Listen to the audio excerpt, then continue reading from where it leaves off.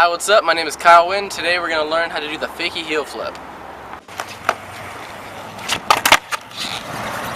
In order to do the Fakie heel flip, you need to know how to heel flip and Fakie ollie. This is because the Fakie heel flip is basically the regular heel flip but going the other direction. Your foot placement is the exact same, although you need to know how to Fakie ollie in order to get the pop right.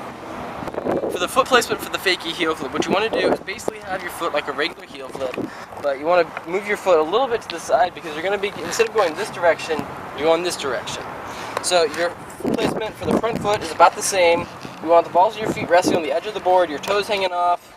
You want your foot really anchored on this side of the board. Your other foot, you want to keep it pretty centered on the back of the board. You can even move your front foot up a little bit more because since you're going backwards, you want to be able to keep this foot as far up as possible. So when you pop it, the board flips and stays parallel to the ground as opposed to perpendicular, and then you're in this place. But yeah, just keep your feet very level, keep them centered, both facing the same direction if you want to pop it right. To do the Fakie heel flip, what you want to do is when you're popping like a normal Fakie ollie, you're going to be riding this way.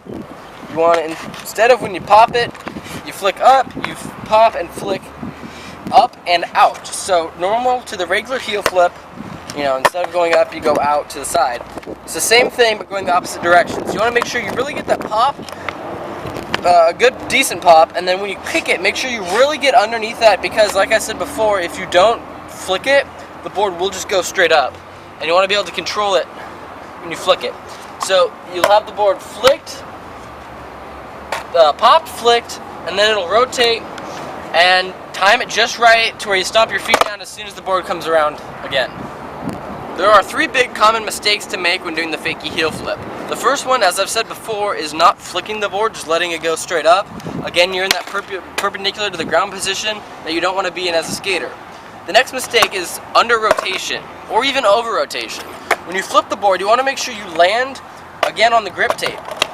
Very often, I find myself landing in primo position, which is really difficult, and it hurts your feet, and it's not very safe.